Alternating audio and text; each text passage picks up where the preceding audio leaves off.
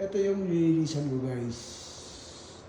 Kumbaga, move out siya. Meaning to say, uh, umalis na yung nakatira dito. So, kailangan kong linisin lahat to.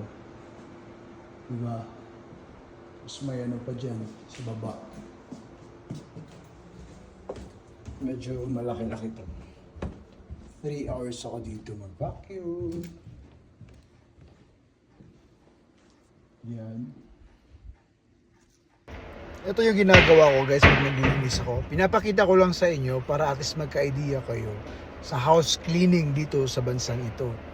So, sa microwave, kailangan loob niya, lalong-lalo na pag move out. Pero pag nandyan yung may-ari, labas lang kami. Pero pag wala yung may-ari, yung kumbaga umalis yung may-ari, move out yung tawag, loob at saka labas talaga yung nililinisan namin. Di ba? Di rin madali. Kumikita kami. Pero alam mo, malaki din naman yung per hour ko pag house cleaning. As per daw, 27.50 per hour ako. Pero pag sariling ano ko, makakuha ko ng sarili kong customer, 30 talaga. Diba? And then yun, wala kasi akong ladder kaya umaakit-akit ako. So sa cabinet, labas at saka loob din siya yung nililinisan pag move out. Pero pag hindi siya move out, nandyan yung may-ari, nakatira sila dun, labas lang siya. So, nililinisan ko talaga yan para walang complaint. Kasi i-check nila yan after ng paglinis. Lahat ng cabinets, outside at saka inside yung paglilinis.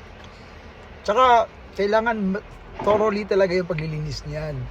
Dapat detail para walang reklamo yung mga customer. Kasi pag may customer feedback, mahirap yun. Diba para ako si Spider-Man, umakit-akit ako. Kasi maliit lang kasi ako, kaya inaakit-akit ko yung lahat ng mga dapat akyatin. And then sa refrigerator din, loob at saka labas yung paglilinis niyan. Mas gusto ko yung nandyan yung may-ari kasi labas lang yung nililinisan ko sa lahat.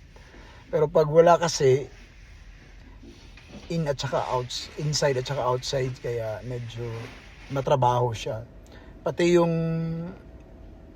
oven, loob at labas din.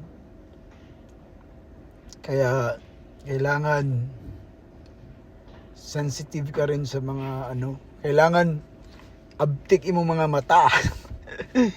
Ay nako, ganito talaga yung buhay namin dito. So, pero sa condominium iba yung paglilinis ko compare sa bahay. Sa bahay iba-iba din yung boss mo kasi nandyan yung may-ari eh. Pero pag move out wala yung may-ari. Pero chine-check pa rin nila. Walk through yung tawag nun. So kailangan walang complain din kasi pag may complain babalik sa iyo. Kaya kailangan talagang And then pagkatapos ko malinis lahat yan, bina-vacuum ko na siya. Pero pagkatapos sa vacuum, final mop na siya.